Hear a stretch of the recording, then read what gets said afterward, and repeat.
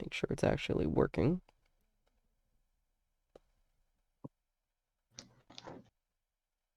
You can do it, buddy. You can do it. There you go. We're all All having a right. great day with tech right now. Yeah. Looks like we are live. Am I even close enough to my damn microphone? Jesus. There we go. I hope that didn't do anything bad. That's fine. Tech problems all the way. All right. Hello and welcome, dear patrons, to Tables of Tartarus, a chapter of Purgatory Corner. Today with us we have our storyteller, Benny, and today we're going to be continuing the tale of adventures into the end times. Come on in, take a seat, and let your imagination run free. We have Rangar, Jane, and Athel is going to be next to Benny, probably using his microphone because a lot of tech issues. So Benny, if you want to start us off. All right. So last time the party visited the greatest city that they know of, a trade hub called the Forge, and they found the Forge was empty, but there was no signs of the gates or walls having been breached. And at length, what they discovered was the not at all disturbing revelation that someone had invaded the Forge and made a pyramid out of the bones of everybody who had lived there. They met the sole survivor, who was a magical shopkeep, who made a couple of trades with the party, not least of them being that Renegar the Barbarian had given up one of his trophies, and so that Jane, our ranger, could acquire a magical bow. Now, and after leaving, you rendezvoused with your friend, might be a generous term, but the person who was giving you a ride on his boat, Corbrialis, Mm. and you're heading back to the city of Goblin Watch, where essentially what's left of the civilized folk of this world are hoping to make a stand against the raiders who have been destroying everything. Renegar, as you're going about your way, you're going to notice something, and I'll let you tell me how your character feels about this.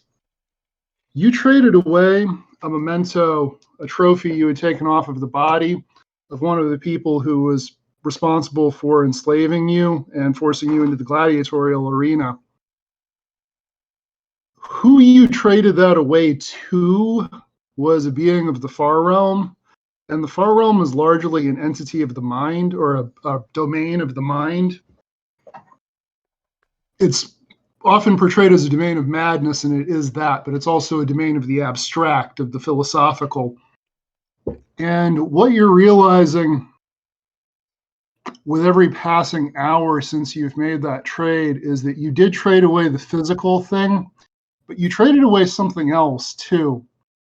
In regard to your capture and captivity, you still have a general philosophical sense of this was wrong, this was bad, the people should be brought to justice, but you no longer have that visceral rage that you had about it. And you, because this wasn't a natural process of enlightenment or acceptance or anything else, you don't necessarily have anything to replace it. So with all of that in mind, what's going through Renegar's mind at this moment as you're sailing out onto the sea?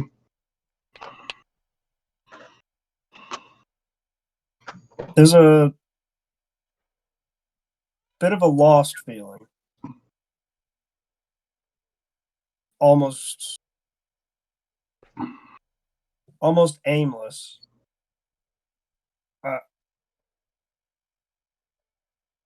I can still remember the rest of the people on that list I have, and I still remember like what they did to me and stuff like that, right?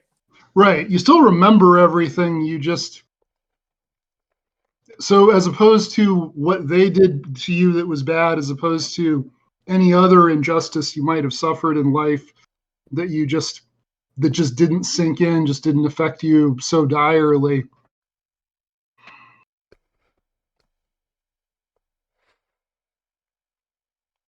Yeah, it's just this lost and aimless feeling. Hmm. Is it something you think you would discuss with any other members of your party, or is it something you would keep to yourself for now?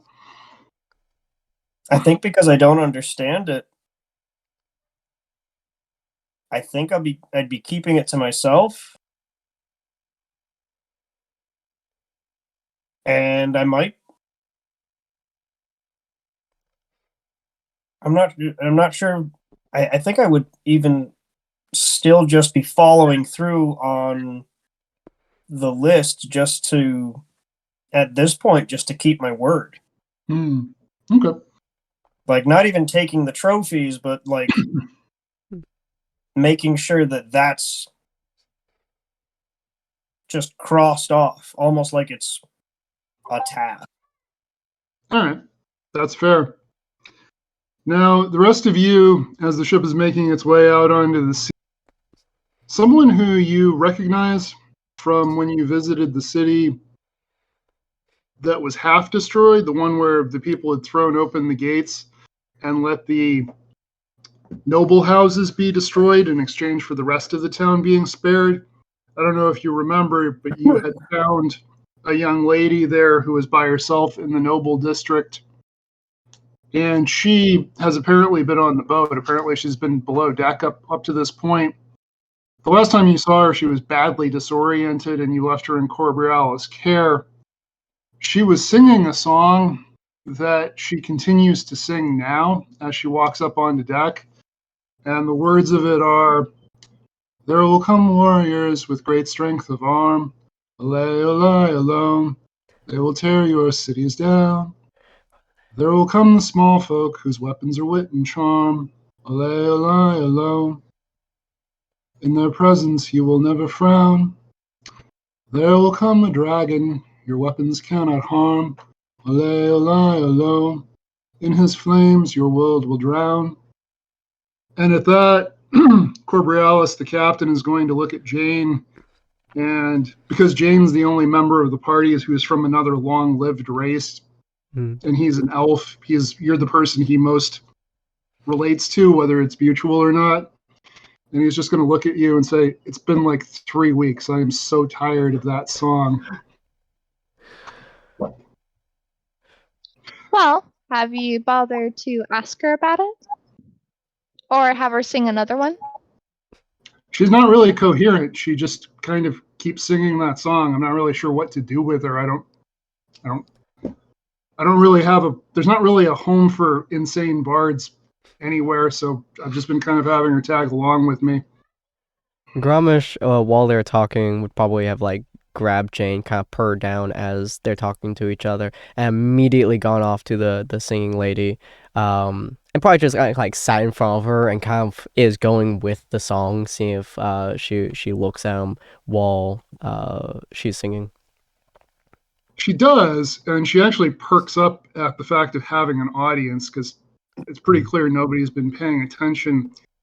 Nothing about the song changes. She just becomes a little bit livelier as she sings it and starts to dance as she sings. And as she's singing, she's looking around at. Most of her attention is on you, but she's also looking around at the other people on the boat. Mm-hmm. Grommish would start singing along with her, kind of like look over at Gar and be like, "Come here, body, fur body, yeah!" And like kind of like singing along with her and doing like a upper body jig because he's sitting down, kind of more or less being face to face with her, considering his size. Okay. All right. So Jane would join.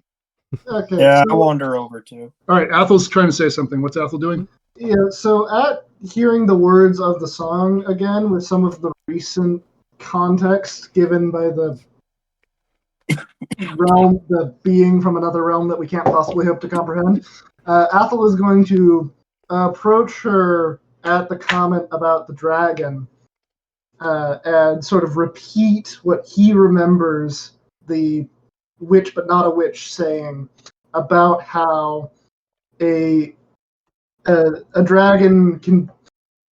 The dragon is not necessarily a literal dragon, but something that stirs, and that its flames cannot be quenched. But like trying to repeat more word for word. Okay. Just trying to get a reaction, really. So So this isn't really charisma. This would be more, I think, a wisdom check. All right. So that is a 17. All right, so on a 17, she's actually going to stop singing and look at you with a very perplexed expression. And she's going to look over to Corbrialis, who hasn't apparently been paying attention. He's involved in running his ship. But she's going to make her way toward him and be singing louder. And you sense that there's something off now, that like the tune has changed. She's, as annoying as it probably is to keep hearing this same couple of bars over and over again, she did perform them well. And now she's singing out of key, and her instrumental is a little bit off. Didn't intend to do that. I don't know what I just did. Grommish So- looks probably quite confused at this, but he's still kind of like stand up and follow behind her. Kind of doing the same thing. Like he gets stuck, and not as smoothly as she does, because he remembers the lyrics because bar tunes. But he attempts to start the next bar, and then realizes she's repeating, and then tries kind of goes back. So it's like weird stuttering of him just like kind of repeating the bar, but almost continuing each time. So he seems Okay. very confused. So Corbrialis is going to notice her approaching him and notice that she's out of sorts. And he's just going to reach out and put a hand on her head and say, "Go to sleep." And she is. She's just going to sort of start to fall, and a couple of essentially deckhands will catch her and carry her below deck. They seem to be treating her with very tenderly as they're doing this. And Corbrialis is going to look around at the group. He doesn't really know who among you spoke to her, but he's just going to say, "Yeah, that one's." You don't really get much conversation out of that one. Just that song over and over again. Grommish just don't kind of look kind of like scratch his chin a little bit. And he's just don't go, "Aw." She seemed excited to sing, bossing. She seemed friendly. But sad. Her tune and lyrics changed when I mentioned the true nature of the dragon. She seemed to begin repeating the lines relating to it over and over again. It's almost like she actually recognized it somehow. There's no telling what she does or does not recognize. With luck, she'll come back to her mind, and maybe she'll be able to give us some more information. I'm not really I'm more of a get people where they want to go or where they're supposed to be and move merchandise kind of person. I'm not really deal with the psychic trauma of having your city destroyed. It's a little bit outside of my toolkit. You don't say. We'll find her home one day. Where she can sing, "Jane, little mama, little mama." He like turn excitedly to Jay, be like, "She could be sister." Oh, maybe. Yeah. Sing bar tunes all day. Yeah. Your I'm sure Mom and Dad your would quite enjoy that. mom and pop, they took good care of small.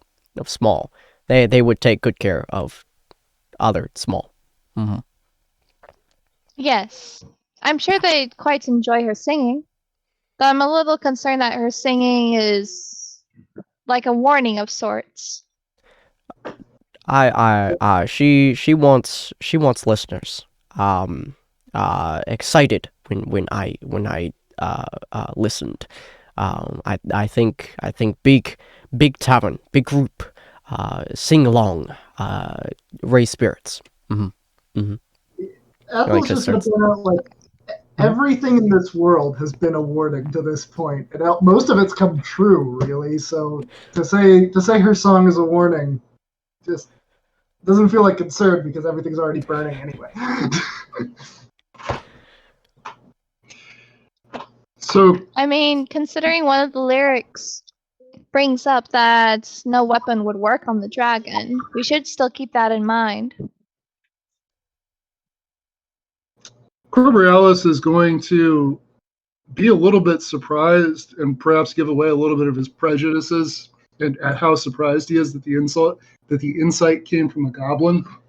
And he's actually going to say, "Well, you're true. You're right. I mean, everything is on fire more or less, but even in times of great danger, it can be helpful to have warnings of specifically what danger you're facing." As far as your dragon friend, I don't really know what to tell you. It sounds like it's a metaphor for something else, and whether that's what that actually means, I can't say. Tell me, my friend Corbrialis, you are experienced in the ways of magic, which should definitely not be in anyone's hands ever, correct? Reasonably. Athel is going to produce bone from the bone pyramid that is still vaguely haunted or whatever, and he's going to say, "Tell me, could you identify the sort of magic, or not the sort, we know it's celestial, but do you perhaps know its origin? I cannot place it myself."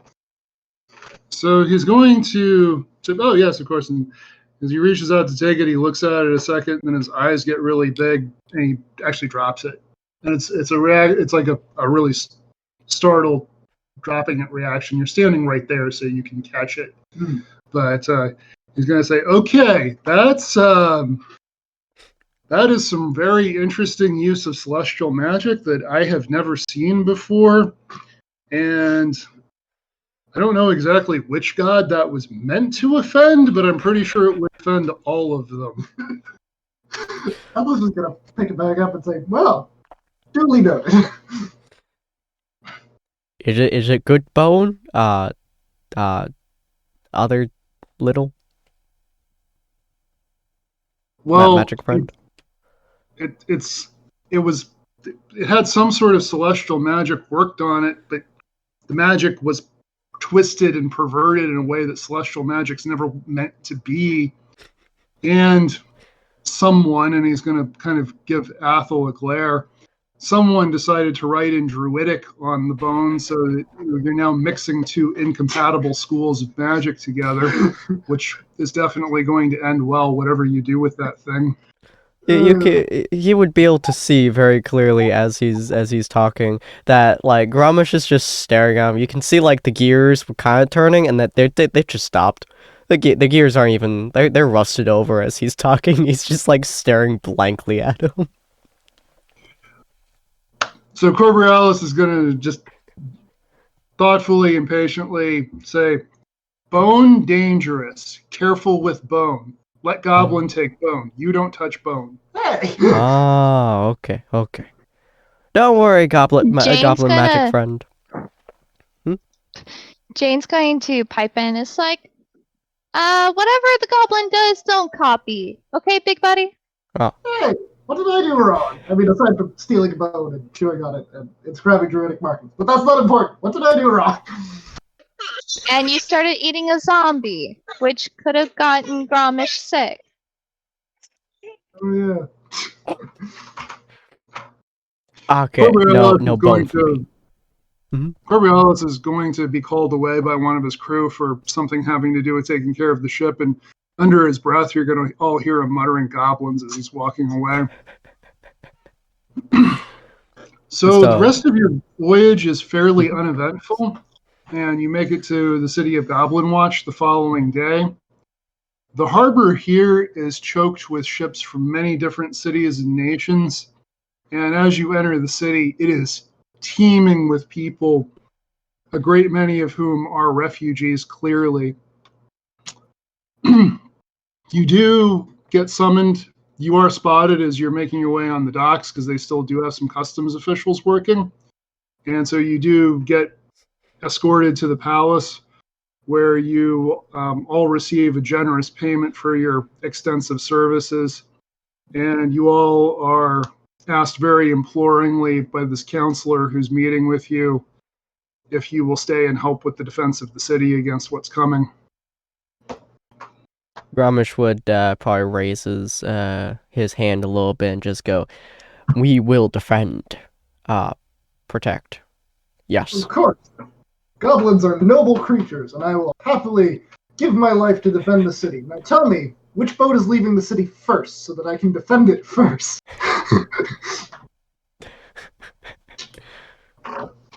Aw. Well, your friend Corbrialis will be setting off momentarily, I believe. Oh, never mind. I don't like him. What was Renegar saying? We stay. We help. We'll do the best we can for you guys. For now, I think we need to meet with the king. Okay, so the prince is the city is ruled by a prince. He's extremely harried, but he does take a moment to meet with you at your request. So, what is it you're going to say to him, Jane? I will just bring up, it's like, oh, we just got back from the Forge Island and everyone there has been killed and all of their bones have been turned into a pyramid of sorts. We lightning striked it. Well, Goblin did. Don't have to mention me every time something good or bad occurs. You know. Goblin has bad bone. What was that, Renegar? Ethel has bad bone. Shut up. I would lightning strike bones, but I can't copy Goblin. So the prince is clearly he's trying to follow along with this conversation at first, and he clearly gives up halfway through. And he's going to say, "Well, you certainly have our gratitude. Whatever services the city can provide will be at your disposal. Our smiths are very busy, but if you want to have any weaponry made, any armor, anything you need, you're welcome to it. And perhaps by some miracle, the raiders will not come here, but we expect them to. When they do, one of the captains will find you. You all are not hard to find, especially the two of you gentlemen." And he's looking at Renegar and Gromish.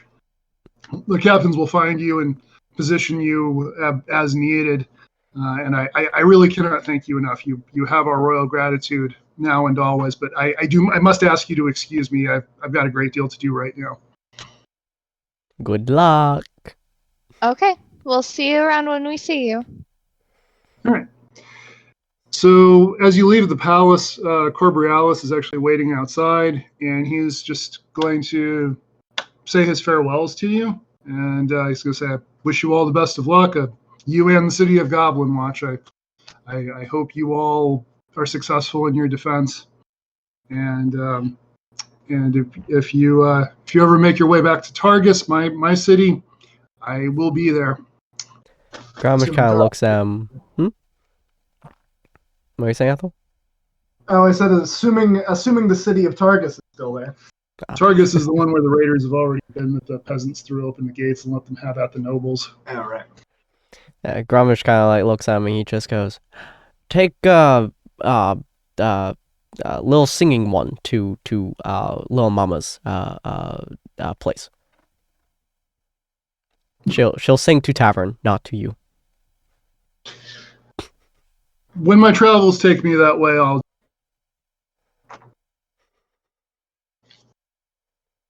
Cool. So he bids you farewell and sets off. The streets here are choked with people from all of the different places. There are a lot of elves, a lot of people from the Empire here, and as well as people from the other free cities that have been destroyed. Mm-hmm. Is there anything in particular anybody wants to do at this time? Gromish would probably be looking for food. I think that's the main thing he'd be looking for. So you're able to find that easily enough. While we're on Gromish, what state is your axe in? Because your axe is it's a stirring axe at the moment, so it's second stage out of 4, I believe. Okay, so you're going to notice that it's actually gone from stirring to awakened. Ooh, okay. And so the dragon on it is kind of looking around, and it's starting to try to communicate with you. Mm-hmm. This is an axe we're talking about, so it has a hard time engaging necessarily in conversation in a traditional sense, and you get the sense of what it has to talk about is battles that it's been in, but the way it's describing its past battles, there's no context for it, so it's hard for you to immediately know what it's talking about. And it's when I say it's talking to you, it's a psychic connection, so it's talking in your mind, and you can shut it out at any time. It's not trying to take over. It's just wanting to interact with you. Athel, you had started to say something? Yes. So Athel, remembering the line about a dragon that no weapon can kill, is going to take a look at the very apparently evil but also holy bow he has, and he's going to look at it for a second before heading off to where the smiths are in the city. Okay.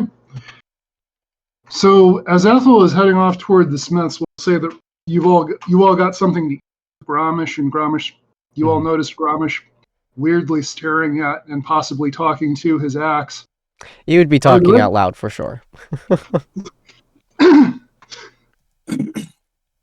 Are the rest of you going to go with Athel and venture to Smiths, or are you staying, or are you doing other things?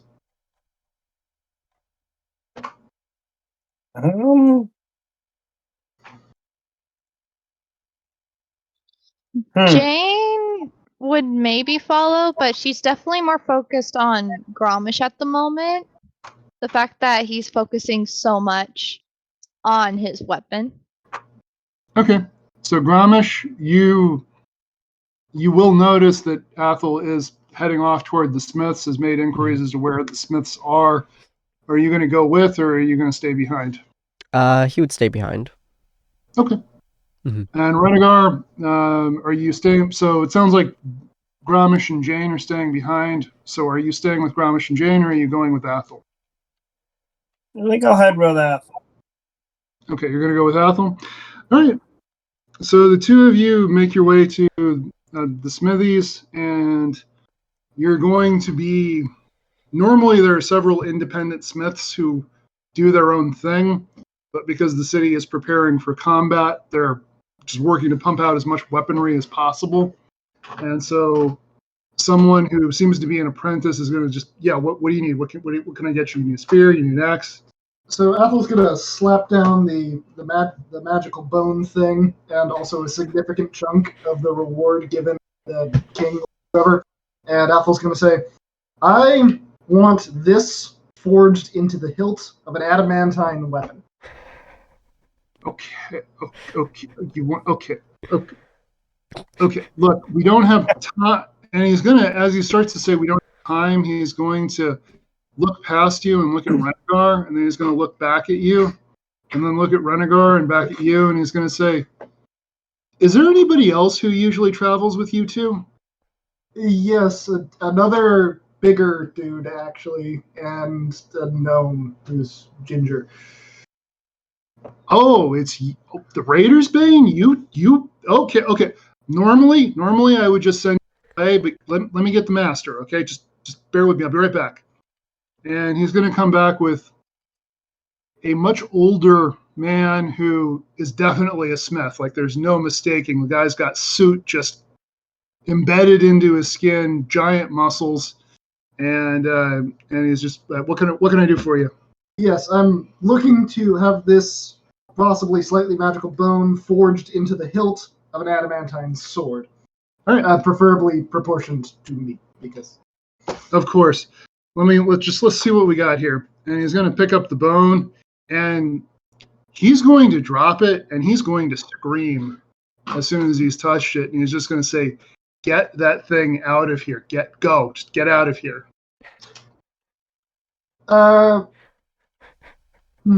Yeah. Apple's gonna look to his big buddy and sort of try and gesture for him to intimidate this master smith for him, being like, "Could you help me out here, buddy? Old pal." Yeah, I'm gonna kind of push the bone back towards him and just sort of like give him a hard stare and start growling. All right, so this older smith is going to take a step back with his hands up, and one of the younger apprentices, who doesn't I mean, he's still got the look of a blacksmith, but he doesn't look quite as dirty or quite as strong as some of the others. There's just something a little bit more smooth about him in general. He's going to go, okay, gentlemen, just calm down. Okay, he's not going to be able to help you. You're wasting your time here. There's no need for confrontation. I will walk out with you. Okay? All right. And then at that point, Ethel will grab the bone and reward and walk out. All right. So once you're outside, and you're going to notice that he keeps walking with you further than seems absolutely necessary. When you're out of earshot of the smithy, he's going to say, okay, so what you're going to do is you're going to go to the end of that lane and take a left turn. There's a doorway and there's a staircase leading down. Ask for Dahmer. Tell him Jethrid sent you, and he'll be able to help you with what you're doing. All right?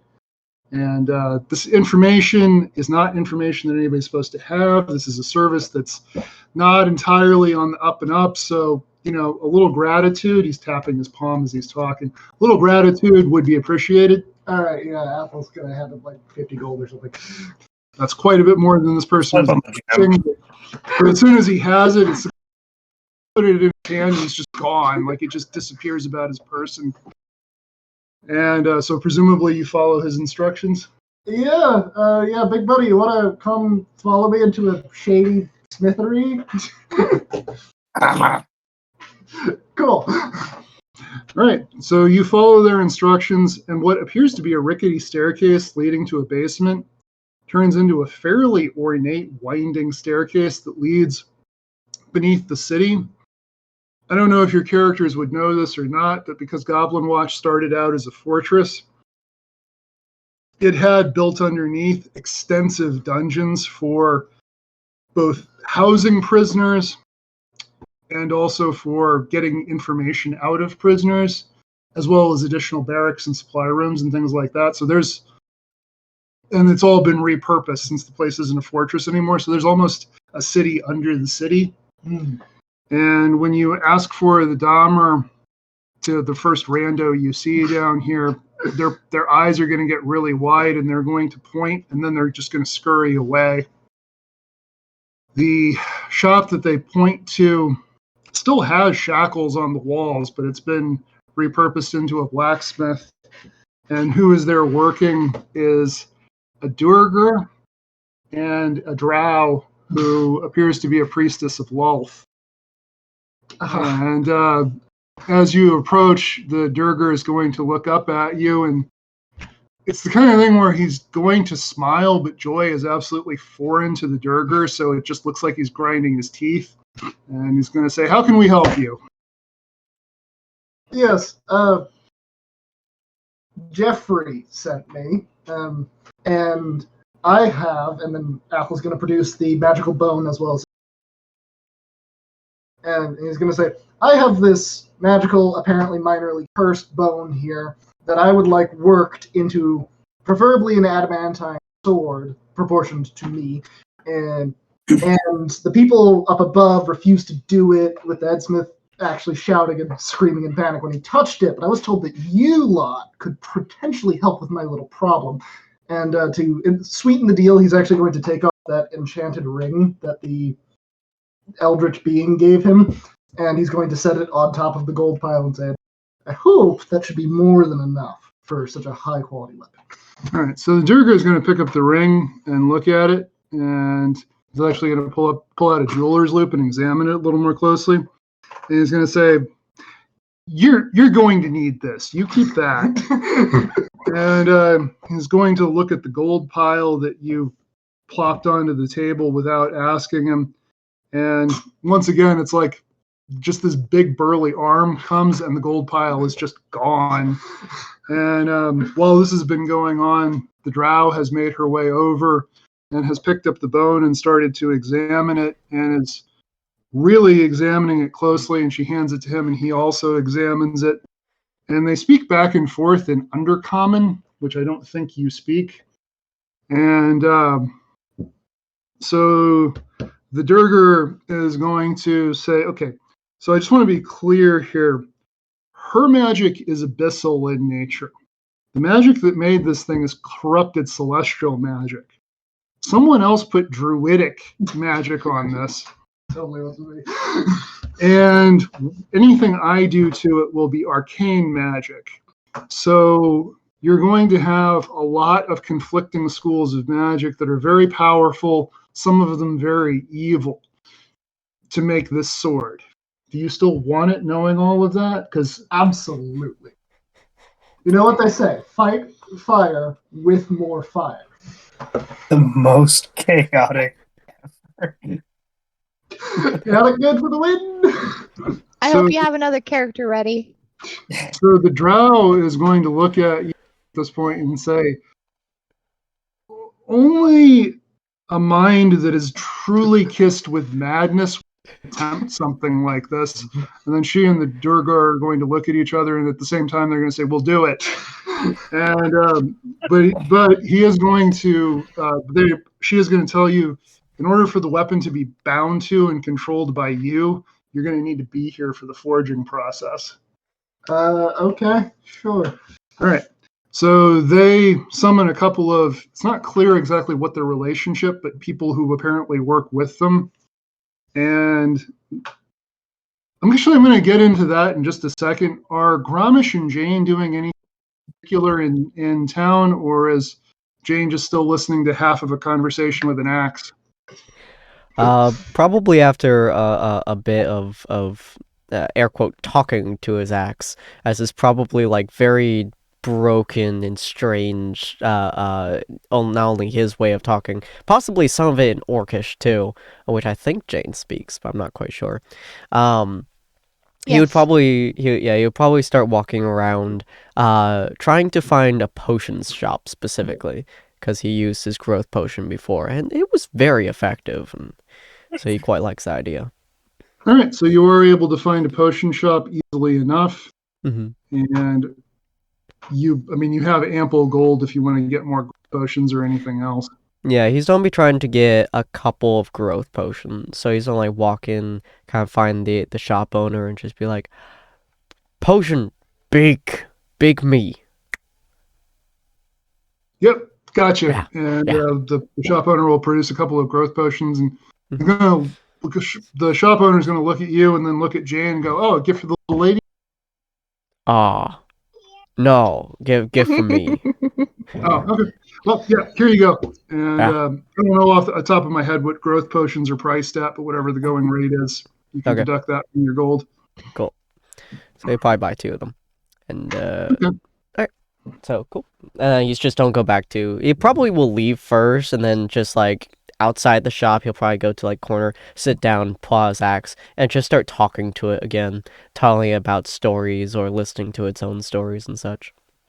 Okay, so as you continue to communicate with this thing, the communication is still a little bit hit and miss, Mm-hmm. but you realize what this axe is talking to you about are battles of an epic nature. So it's not someone fighting a horde of goblins, for example. Mm-hmm.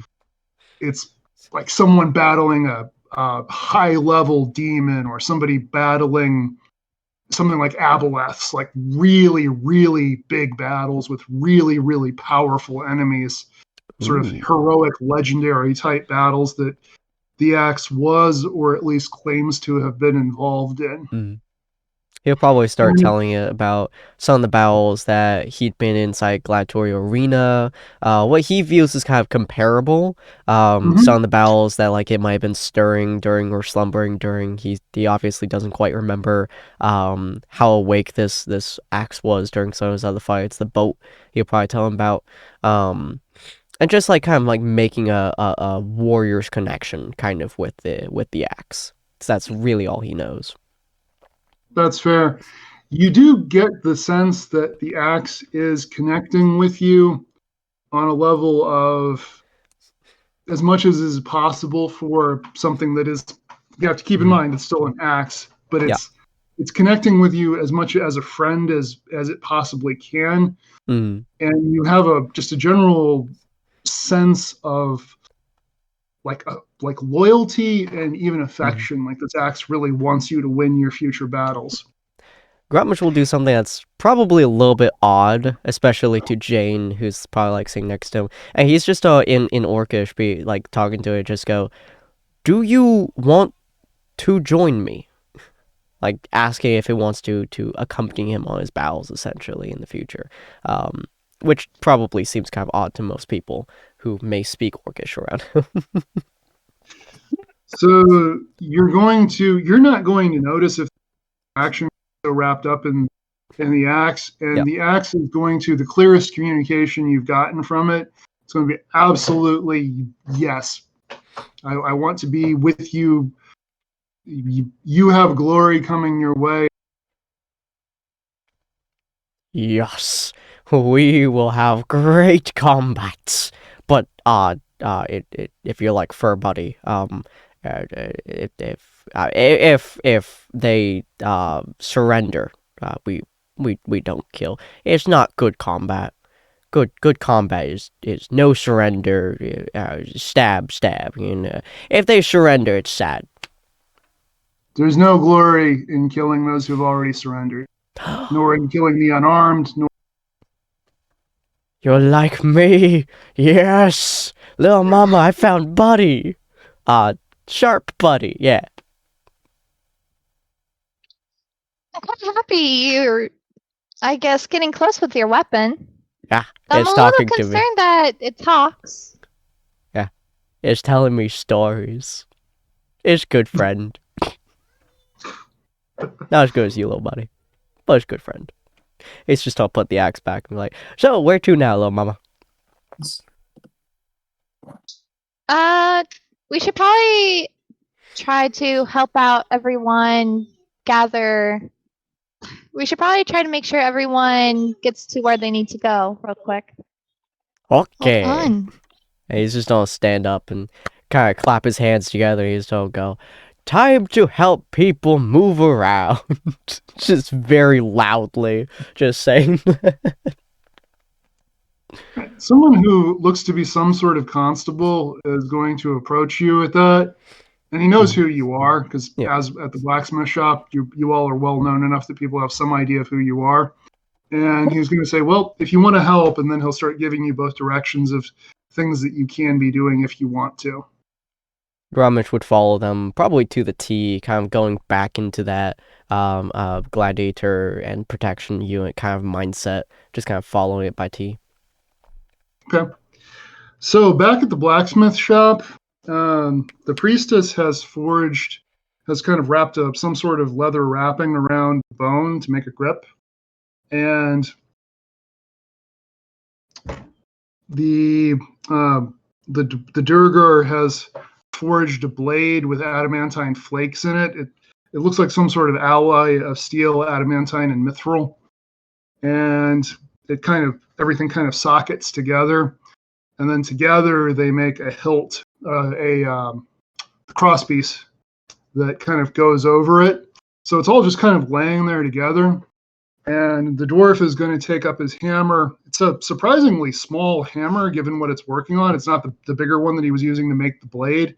This has all taken hours. So Renegar, you're probably thoroughly bored by now.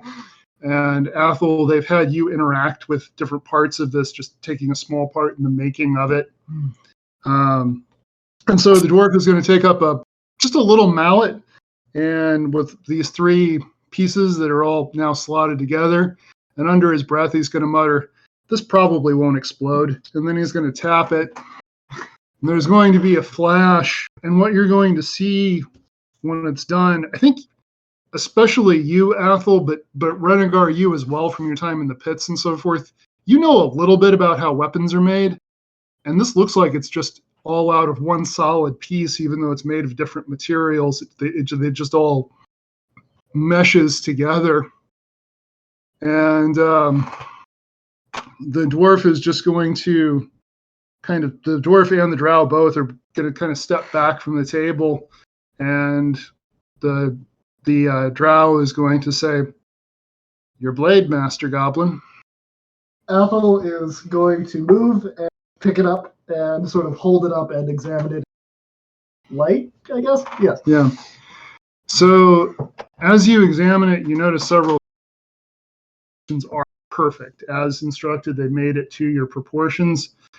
And what this sword looks like is, if you're familiar with what a jian is, it's the kind of narrow, straight blade that's used in Chinese Kung Fu, like Tai Chi Chuan and those kinds of martial arts. Somewhat like a rapier. And your blade is going to whisper in your mind, what is my name? You are Thorn.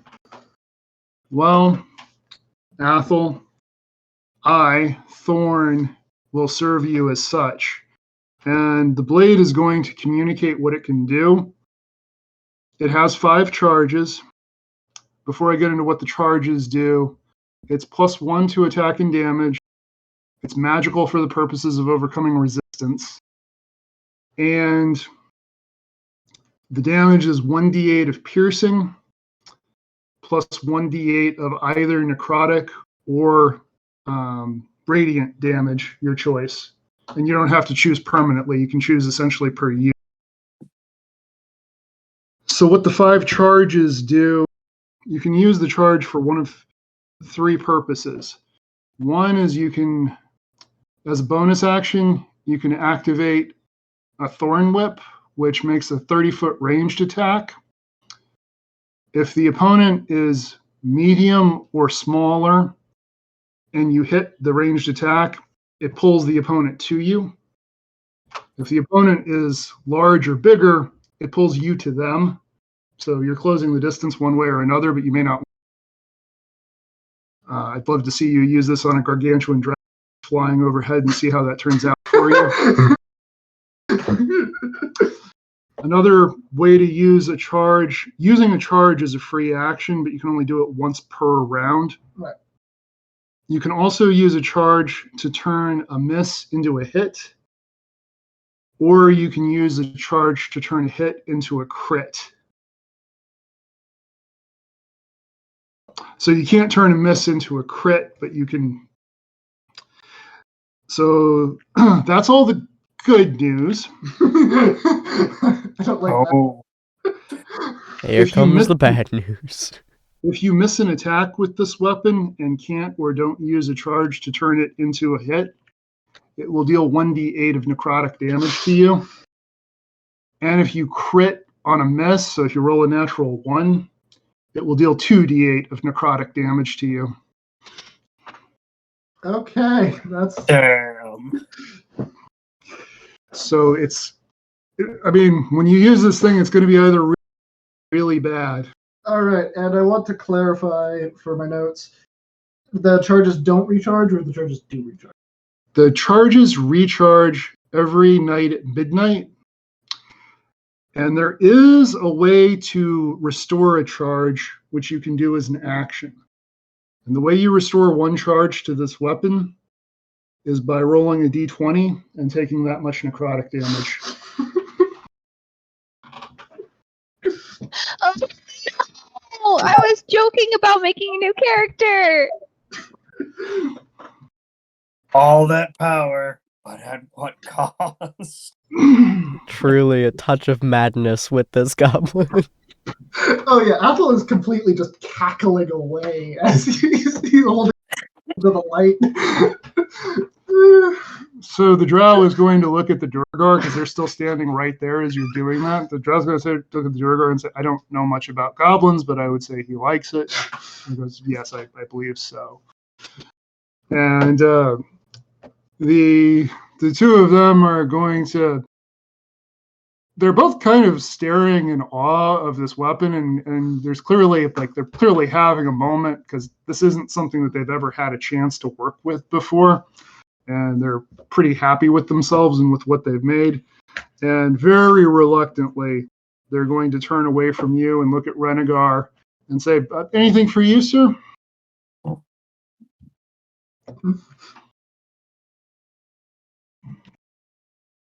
Oh man, hadn't really thought about it. I think based on what he said about the priestess and her magic being abyssal, I guess I would turn to her and I would point to the marks, the tattoos that are on my right side now and across my back. And I would ask her, more like these? Protect friends. So she's going to walk around you and examine your tattoos really closely. And it's the type of deal where she doesn't do anything harmful or really inappropriate, but she's got no regard for any type of personal space or anything like that. She is very closely and directly examining you and examining your tattoos. And she is going to, upon looking at it, she's going to say, well, I am no master of ink. I do have a device that might interest you. And she's going to pull from a drawer a necklace with a red gem set into a pendant. And what this device is called the Bond of Agony. And what you can do is when you damage an opponent, you can mark them. And what you can do once per round as a free action on a marked opponent is you can activate the bond, and each of you will take 1d8 of fire damage. So you take it and they take it.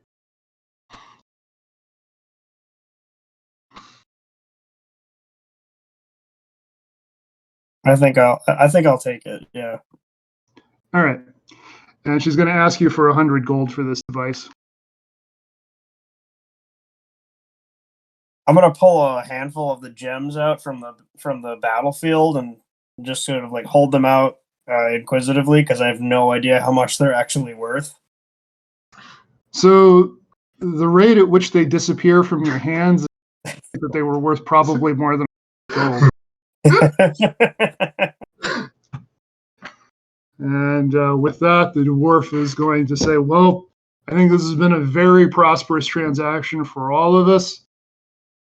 We'll probably see you on the battlements because we will be there fighting as well. And if our wares help you defend this city, then they will have been well used.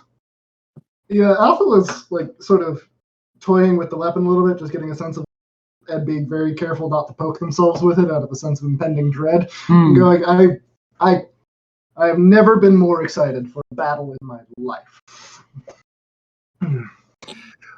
All right.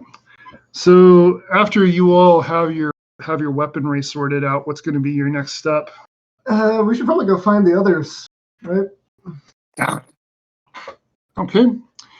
So you all do find each other, and there's kind of a main square in town where there are some restaurants that are actually still operational, and people are just being directed to where they need to go, whether it's to get weapons or to get lodging or whatever it is. So you find Gramish and Jane helping out. You also find someone you did not expect. Jane, you are going to somewhat recognize this person, and Athel, you are definitely going to recognize this person. It's the elf from your shared dream, the one who had rescued the two of you and who had raised Athel. And he is sitting by himself in this just cacophony of activity and noise.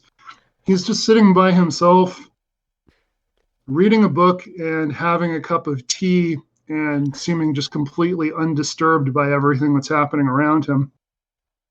Yeah, Apple is gonna like barrel dive hug this person at this point in time. All right. So as you do that, a hand reaches out and just catches you, and it's going to look at you, and there's going to be a moment of just pause and just a vague eye roll, and then it's going to pull you in for a hug. And the rest of you seeing this person is clearly hugging Athel because Athel to be hugged. It's not that they're in any way an affectionate or loving person. And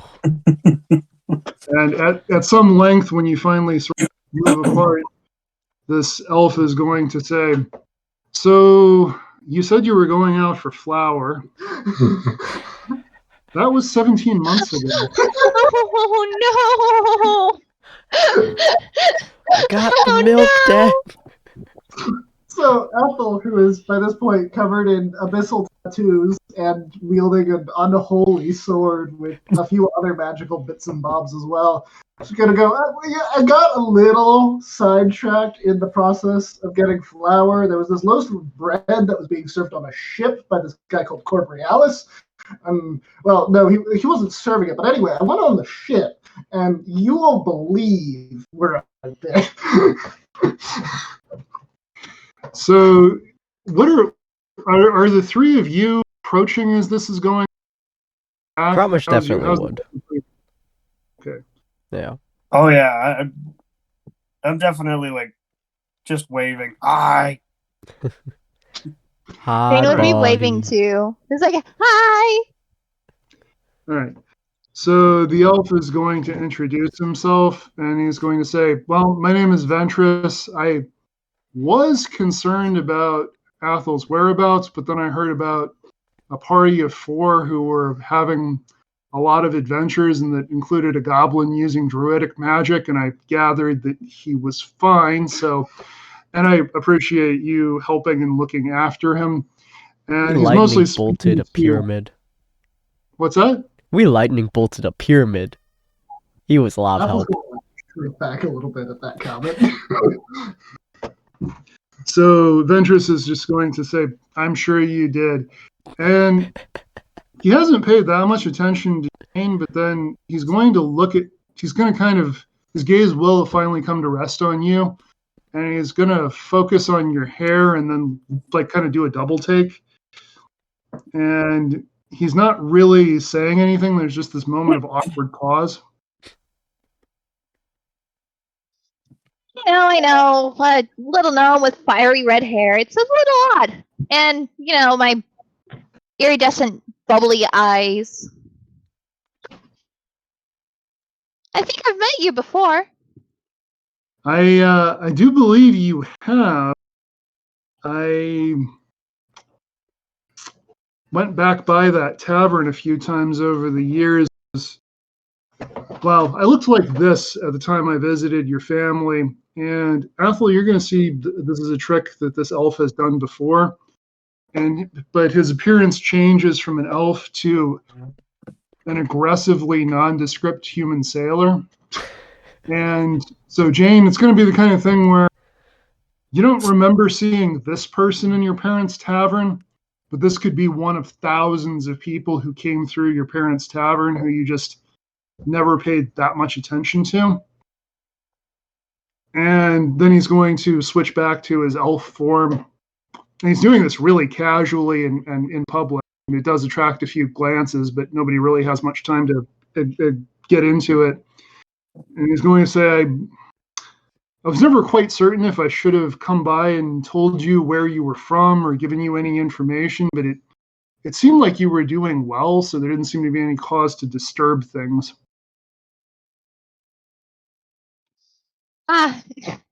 Yeah, I was doing wonderfully. I got to meet Gromish, and we had drinking competitions. I absolutely love my family. And just recently I learned about my actual family, what happened to them. And yeah, life's been pretty crazy lately. We killed a giant shadow thing that was trying to eat her family or something. I don't remember the specifics. So It was a dragon thing that killed basically everyone in the forest before.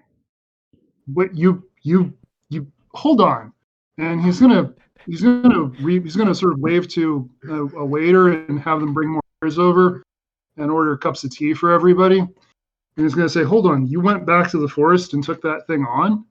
Yeah. We healed Tree. It broke my bow. He's gonna look at the bow on your back and say, "That bow?" No, this is a new one, thankfully, Oh, okay, from good. Renegar. but it broke my original one. And as you're talking, he's going to notice the rapier in your belt and say, I know that sword. That's your family sword. I believe your grandfather told me that one of your ancestors took it out of the hoard of a dragon they had slain. And as he's saying this, you're going to remember your grandfather telling conflicting stories about where that sword came from. I think I remember my grandfather trying to tell me that story while he was sweetening up the women around him. Yeah, that sounds like him. It's nice to know that he's still doing well. Again, I pondered going back to that forest, but all the other elves had left the area, and I just didn't know if it would be right to go back in that area with trouble. But it sounds like everybody's okay. Forest And- was hurt, so we fought Shadow Thing, and Forest now is better. So did you A kill? little better. Oh no, it ran away. It flew away. Oh, yeah, Yeah. they do that. But It was I weird. created a weapon which will kill it next time. And at that point, Athel is going to present his very cool new shiny sword. So extremely Oh no. loud. So the druid is going to take the sword, and the blade is going to momentarily glow. And I don't know if Renegar or Grommish would. There's some kind of magic happening here with basically the sword attempting to magically kill the person holding it. Then the elf druid, Ventress, just seems completely unconcerned with this. And he's going to sort of examine the blade. He's going to say, Duergar and Drow work. Quite a few different kinds of magics went into making them. Hand it back to you hilt first, and you're going to say, well, whatever you stick that thing in is going to have a very... So are the four of you, what are you doing here now? The city is due to be attacked at any time. We're protecting city. Things come in, we kill it. I'm on an errand of my own. I was just sort of passing through. So it does make sense that they would have wanted to recruit you for the defense. Are you sure you want to do that? The mercenaries have successfully destroyed quite a few armies and cities. Grommish this kind of point- like turns to Jane. Oh yeah, at this point, Athel is going. We have a responsibility, but more importantly, there are stranger happenings afoot. The pyramid that was previously mentioned is using corrupted celestial magic, much like the thing in the forest. And even my blade was forged out of that same magic. Whatever these mercenaries are doing fights is tied to a dragon that is stirring. So Ventress is going to at that for a moment, and he's going to say, well, I had not really planned on staying for the festivities, but I've changed my mind. I'm going to volunteer my services to the defense of the city. It's the least I can do to be here with you. And he's going to look at Jane and he's going to say, and with you, I've made you my responsibility. I've been a bit negligent in those duties over the years because I thought your parents had it in hand, but I didn't save you from that forest just to abandon you now. So, yeah, I'll stay and do what I can to help. And Athel, you're going to know when this person is staying and doing what they can to help for the magic you've seen this person do. Like they're a very high level druid, and they've also got some other things going on that aren't druid magic that they never quite got around to teaching you just because there was so much druid magic to teach you. Grommish just gonna look at him after he's, said all that. He's just gonna look at him and go, the Magic Lil, kind of like point to Athel. He talked about a song, little girl singing song, about dragon. Would you like to hear it? We've been told No, but I'm important. guessing you're going to sing it anyway. Yeah. It's just don't start singing as like a bar tune. So he's going to nod singing, and he's going to say, well, I mean, for at least part of the song, she's singing about you. The two of you are warriors with great strength of arm. And then he's going to look at Athel and Jane, and you are small folk whose weapons are wit and charm. So she's also, the dragon is also incorporated into the song. And so what that means is he's going to just sort of cut off suddenly in mid-sentence. And then he's going to say, I don't really know. Insight check. Insight check, yes. I have to say, I want to insight check that. I Okay, would that- say Grommish would not insight just because he's... Okay, the other two of you, go ahead and roll your insight check. What does yours add up to? That adds up to 22. Okay.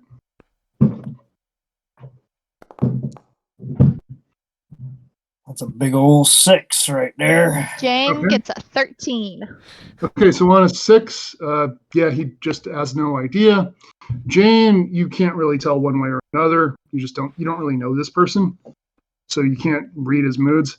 Ethel, you've never quite seen this reaction from this person before, but you have seen something like this before. If someone's under a magical compulsion that stops them from doing something, if they start to do whatever it is they're not supposed to do, like they'll begin the action and then just abruptly cut off the way he did.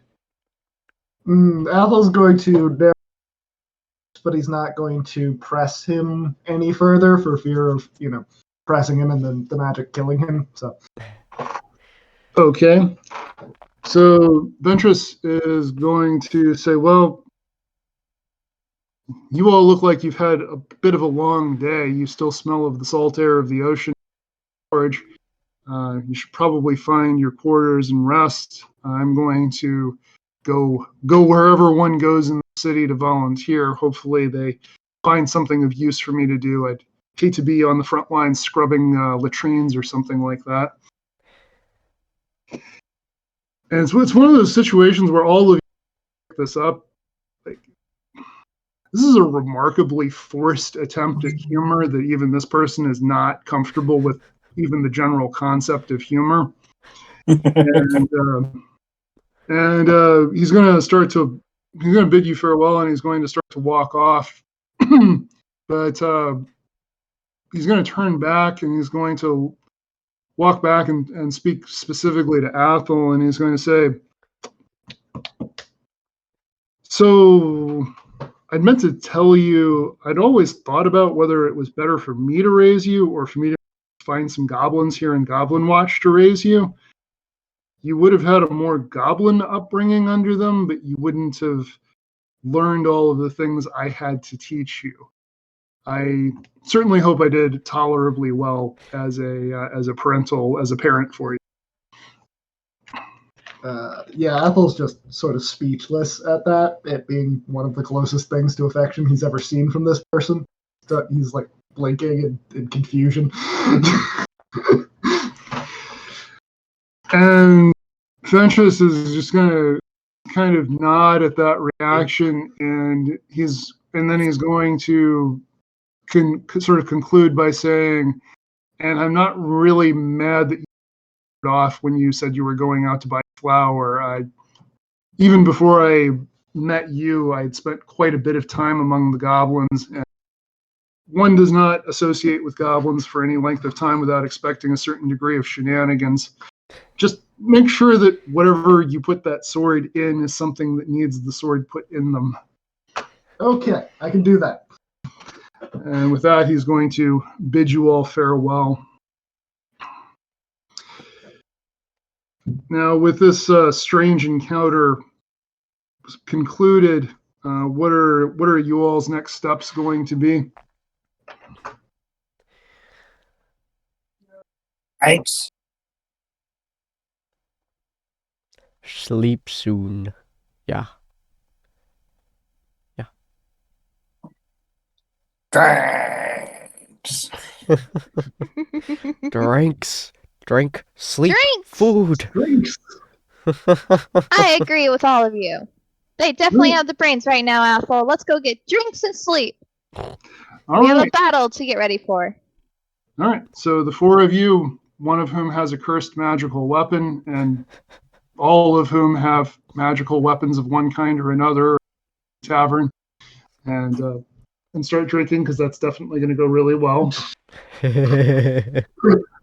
Let's have everybody make a Constitution check.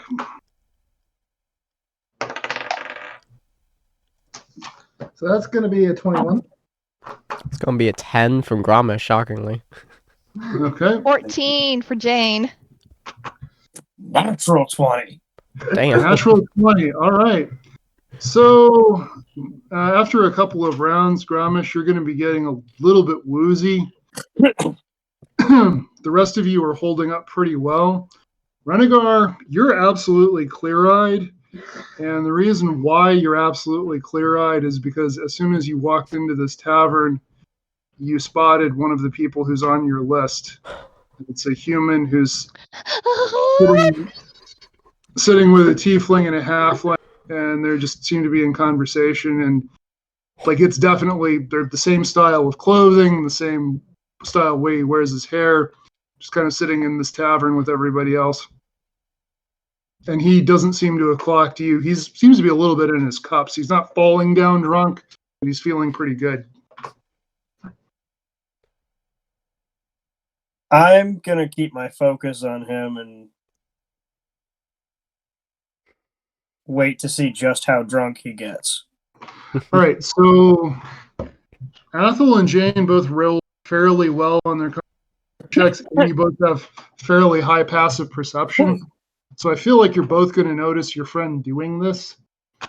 So starting with Jane, what's your reaction to the situation going to be? You don't know why he's staring at this person. You just know that his attention is on this person. Jane's going to look at him and then look at the human and back at Renegar, and it's like, does he look delicious to you? Did you have too much to drink? I don't think it'd be a good idea to eat another person.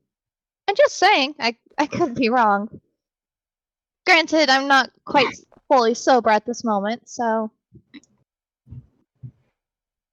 I'm not gonna take my eyes off of him, but I'm gonna lean in her direction, and I'm just going to say 4. All right, and Athel, what are you doing? Yeah, Apple's gonna look at this person as sort of like tap his new sword to show that he's with Renegar if Renegar wants to start something here. I should point out, and this is something Renegar will. Athel also knows this person was. Athel volunteered for medical duty, thinking minor sparring injuries and not prepared for the horror he was going to see in the real pit. So Athel also not only knows this person, but has something of a grudge against him as well, or at least doesn't like him. How deep are we into the night? So it would have taken several hours. Definitely getting into the evening at this point. And as I say, this guy's definitely had a few.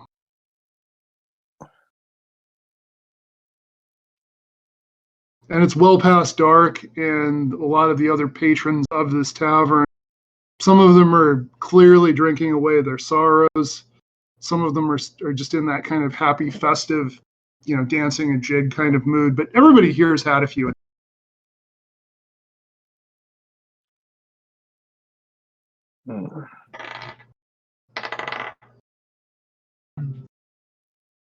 Gramish is I wanna keep probably an eye on- singing.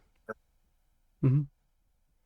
I want to keep an eye on him for a little bit. I want to see if he gets up to leave at all, where he goes, and that sort of thing. All right. So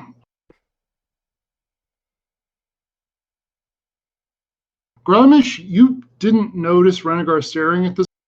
Probably clock to the significance of him looking at a person and saying 4, as He with Jane. probably, with the 14 passive insight, he probably would have heard the 4. He Yeah. definitely would not have noticed the vision, but saying the 4, he probably would have noticed, and his singing would have probably gone down at that point, as he kind of like pays a little bit more attention. He's still somewhat drunk, having a 10 on his save, but he's paying a little bit more attention to Rangar now. All right. And what's Jane doing?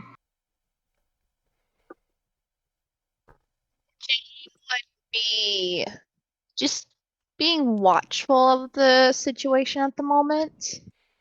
Okay. Kind of a little, like, mostly just watchful but prepared. All right. So this guy's been chatting up a tiefling woman and seems to be going pretty well. And after a few more rounds, they're pretty sauced, and they get up and start to leave together. Like leave the entire tavern or leave the Yeah, leaving the tavern. I'm gonna get up and sneak after them. Okay. And while I'm doing that, I'm activating my piercing gaze, which gives me magical sight up to 120 feet, dark vision, and I can see normally in darkness both magic and non-magic. Okay. Go ahead and... So you're trying not to be noticed by them, so that will be a stealth check.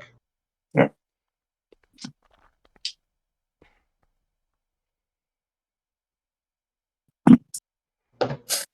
That is... Where are you? That is a 19. All right. So you're pretty confident that these two people who are rather drunk do not notice you. Now, Gramish, Jane, and Athel would surely notice you getting up to go. Athel, what are you doing? Athel's going to follow and also try. All right, so stealth check for Athel. So that is a 17. All right, so same situation. Athel moving, both of you are at the very least not being perceived by the people you don't want to be perceived by. Now, Gramish and Jane, you're watching, and much more quietly than you're used to, because neither Renegor nor Athel are described as quiet. Mm-hmm. They're making their way out of the tavern. So what are the two of you doing in this situation? Gromit should probably look at Jane and just go, "Are they moving? Where?" I'm not too sure. It must be someone related to their past. 4 is an important number. Do we go too?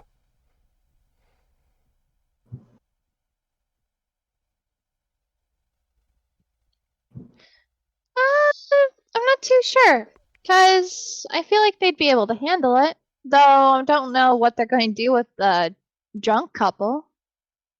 Okay. We Then could let's go make and ball loud. watch them. So he's going Alright. to kind of stand up and kind of get the attention of the people in the bar and start singing the song that he picked up, kind of getting everyone kind of focused on him instead of the 7-foot tall man running out of the area. Okay, so go ahead and give us a performance check. Will do. Jane, you can help if you want. Yep, Jane's Okay. joining. With Okay, advantage. performance check from both of you. So that would be a 4 from Gromish. An 18 for Jane. She's really helping. Trying to be as loud as possible to cover him. Yeah, so Gramish, you do that thing where you start to sing and you absolutely blank on any of the words. It's like critical stage fright. And then Jane just jumps up on the table and starts singing, dancing along with it, and everybody's clapping along. Everybody's just thrilled with this situation. Now, out on the street, the city has quieted down a lot. as people have made their arrangements to go to bed for the night or whatever. This drunk couple are sort of leaning on each other and sort of swaying down the street ahead of you. Renegar, what are you doing? How empty is the street? Pretty empty. And the people who are on the street at this hour look like if they saw something, no, they didn't. Okay. I'm gonna do a couple of things here. I'm gonna do a little bit of prep as I'm creeping along behind these two people, and I'm gonna use one of my focus points to gain a momentum dice, and I'm gonna use elemental art. And Athel's going to recognize the sound that's going to be happening because acid's going to start dripping from my claws and from my teeth. So now my weapons do acid damage for the next minute. Okay. Athel, at this point, you're going to start to hear your sword whisper to you, and what it's saying is, don't leave him all the glory. We want battle. All right, so yeah, Athel is gonna try and sort of gently. I didn't get that. I didn't hear it. I didn't hear it. Athel's gonna try and get the attention of Renegar as they move forward, and sort of gesture for Renegar to take out one who's on the list, and Athel will take out the other one. And yeah, Athel's going to draw this incredibly magical sword and move to stab the other one. Okay, so Renegar, was it your plan to go back with claws? My plan is to actually,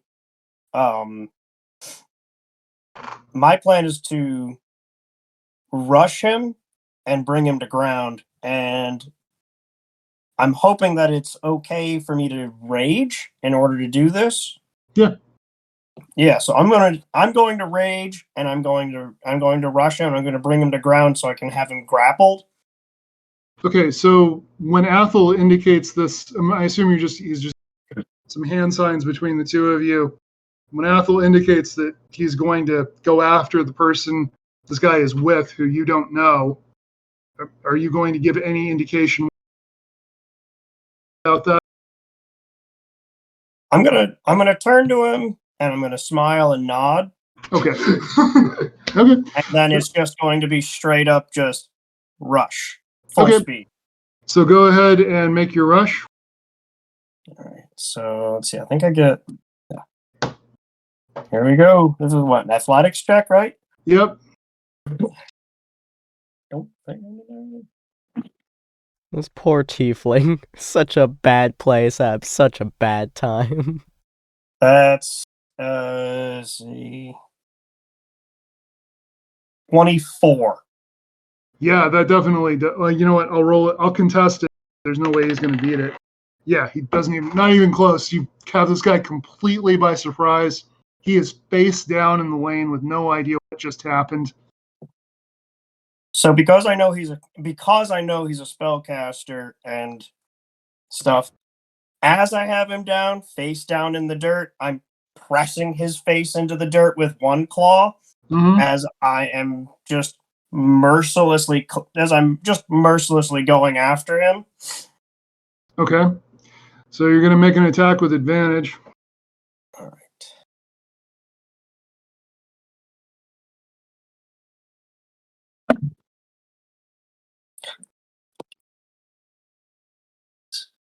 $14. That's going to hit. I mean, he's just wearing street clothes, so he has no armor or anything. Yep, and okay, now this is going to sound like a silly question. Do I still have my bonus action too here? No. Okay. All right, so I just get my multi-attack for my claws. Okay.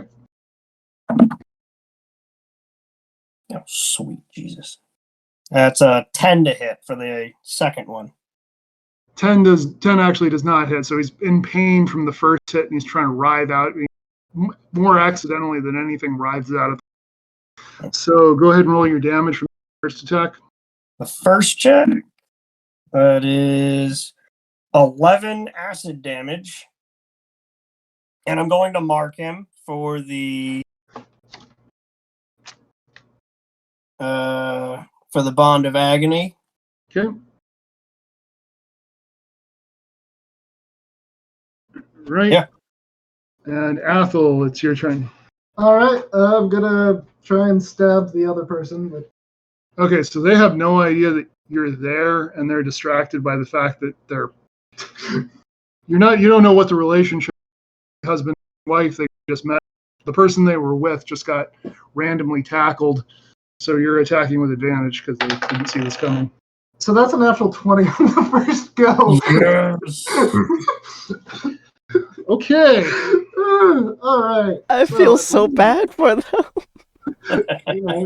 Okay, 2d8. Yep. And this is going to be the necrotic damage, by the way.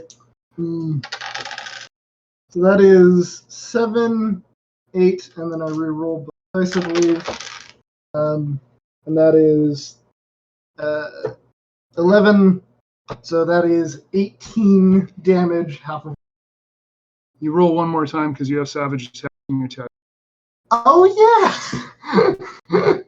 Yeah. Roll damage. Roll. Roll one more of those dice. And that's another 8. So Okay, and then it's +1 from the sword, and then it's plus whatever your dexterity modifier is. So, yeah, go ahead and describe what happens to the person. So they're just walking along, and they turn to see their partner get tackled. And as they turn, Athel just quietly moves up behind them and jabs them at the base of the neck with his sword, and they just completely fall over. All right, and because the damage is necrotic, it's sort of basically their whole body just goes septic. So I'm not going to get into any more detail on that, but almost instantly unrecognizable. Such a good thing Grommish is not right there. Well, I mean, they didn't surrender, so. Fair. They also didn't get the chance to. So, the sword is going to whisper, delicious. Renegar, we need a contested strength check. You are going to have advantage on this.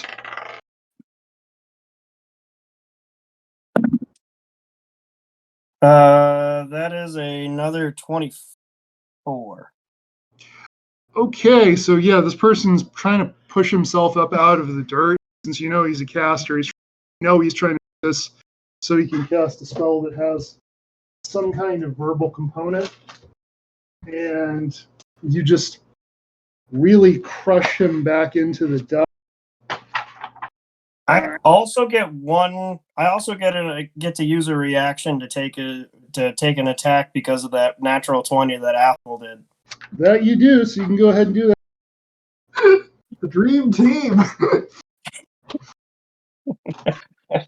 See, I was right. They can handle it.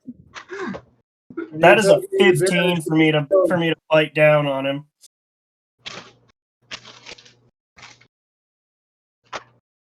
So what'd you get? That was a 15. 15 does hit. All right. And that is 12 acid damage. All right. Oh, and yeah, I think. All right. So he basically wastes what would be his turn flailing ineffectually against you. All right. I mean, you've just physically, for a fact that if this person was able to cast spells, they would be a threat, but because they can't, they're pinned to the ground, they can't do any hand gestures to cast, they can't verbally cast, you're just dominating them, so it's your turn again. All right, so they take 1d4 at the start of the turn while I'm grappling them. Okay. And that's 2 extra damage right there to start the turn. And I'm going to use the Bond of Agony first as a free action. And I'm gonna take that hit. Okay, with so I roll for their damage. If I can find a D8, here we go. All right, so they took 5 damage, which is enough. If the burn finishes them off.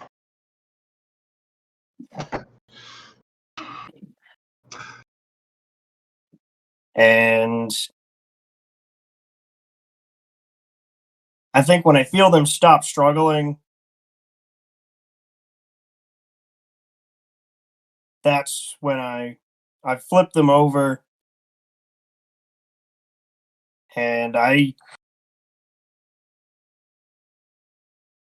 proceed to have I proceed to have my dinner. So just as you're about to start on your meal, you and you notice someone in the uniform of a city watchman standing essentially right over you. And he's going to look at this scene, and then he's going to turn around and full speed. And as he's doing this isn't running to get help. I'm not here.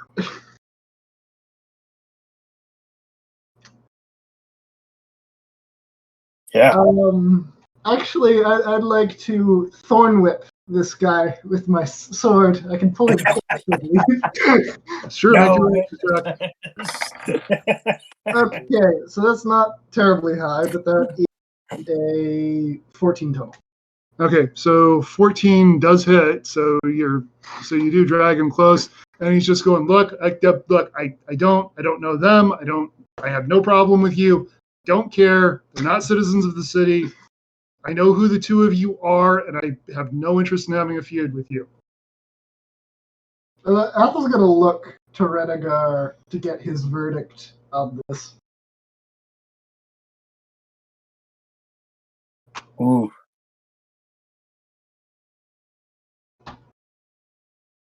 This is because this person has the opportunity now. He's already surrendered.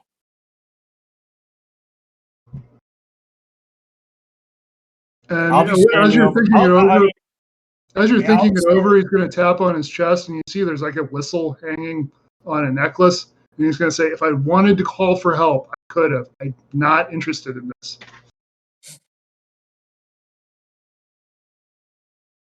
Mercy. Okay, Athel is going to command the sword to let. So the sword is going to ask, are you sure? Yes. For now, I am sure you will have your opportunity to kill tomorrow.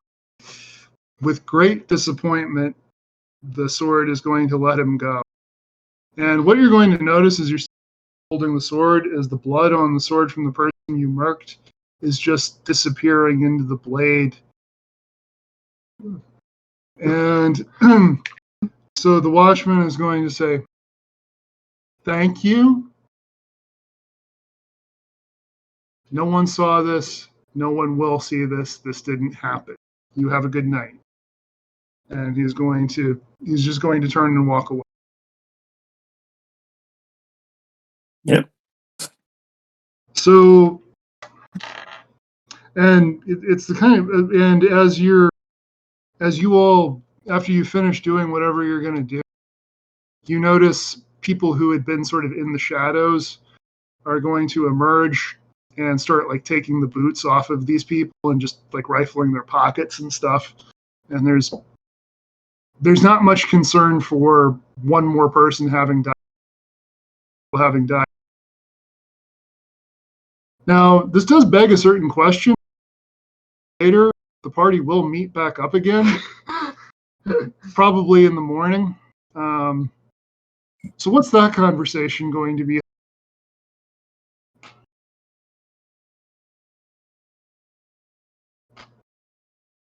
I mean, I'll be chipper as a... Yeah, Athel's got like the whitest smile on his face, but it's not the smile of the bread-loving goblin. It's like the smile of a servant of my Glubiot at that point. It's just clearly enjoying the sword.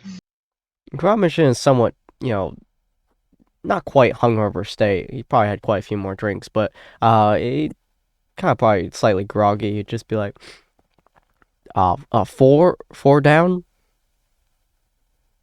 3. three. The height of intellectual And competence. Jane's gonna look at them both and it's like, okay, did you guys have fun last night? Noticed you guys left, but it must have been for another bar or something. Oh, I didn't mention this. It's very clear what's happened. I have not cleaned off any of the blood. Oh. Okay, hold on. That changes things. Wake up, you see him, he's just drenched, and he's just like, Oh, that's a human eye. It's a bit of bone there. Who did you kill? Number 4. Okay. From the pits, his life.